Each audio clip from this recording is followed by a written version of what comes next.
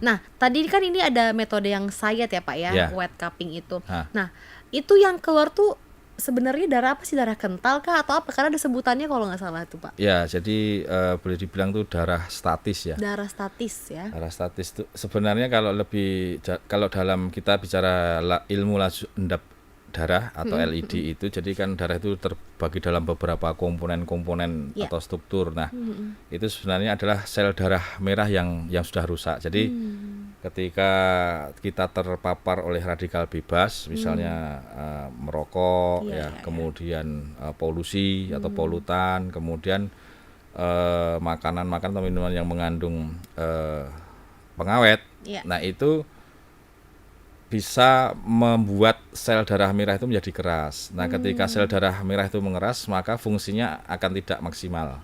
Oke. Nah, ketika tidak maksimal, maka harus dibuang atau Mengendap jadinya dikeluarkan. kalau Ya, nggak mengendap dikeluarin ya. itu dikeluarkan. Nah, kenapa kok harus 0,09? Jadi ya di dalam tubuh itu kan banyak pembuluh darah kan. Iya.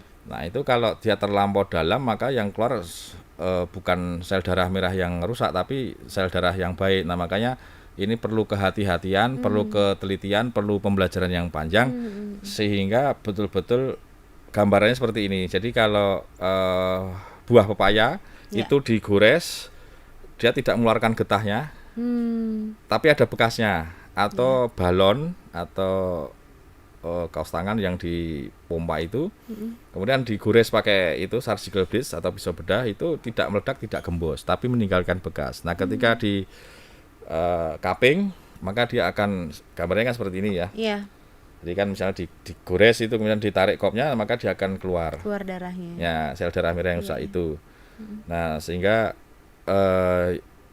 tubuh merasa lebih nikmat, kemudian lebih rileks gitu ya. Plong gitu ya Lebih Pak. plong gitu. Oh iya, jadi kalau emang kan kulit juga ada lapisan-lapisannya Pak ya. Jadi Iya. kalaupun semakin dalam mungkin bisa jadinya ya luka ya, memang melukai gitu ya Pak, bukan mengeluarkan yang tadi itu kan. Ya tidak kan? esensinya atau poinnya tidak tercapai. Iya. Gitu. Nah, kemudian kan sering tuh pasien yang mungkin dari luar Batam ya, dari Jawa Barat atau dari Jakarta atau dari dulu ada yang dari Ambon tuh WhatsApp kepada kami, jadi nanyakan ini kok habis diterapi kok meriang-meriang. Maksudnya meriang-meriang tuh kayak nggak nyaman. Iya. Nah, saya tanya, apa Anda di bekamnya bagaimana, kemudian di mana? Oh, bekamnya, saya tanya di site apa tidak, dia bilang tidak. Oh, berarti mungkin terlalu dalam atau gitu kan, saya bilang gitu. Terus gimana Pak solusinya? Sudah, yang penting solusinya Anda minum suplemen vitamin, kemudian minum yang panas-panas, ya, kemudian istirahat, ya insya Allah besok pagi bisa Balik hilang lagi, lah segar itu lagi. rasa meriang-meriang itu. Nah itu sering kali terjadi itu tadi saya bilang, kalau mungkin dia belajar atau mungkin belajarnya nggak selesai. Iya.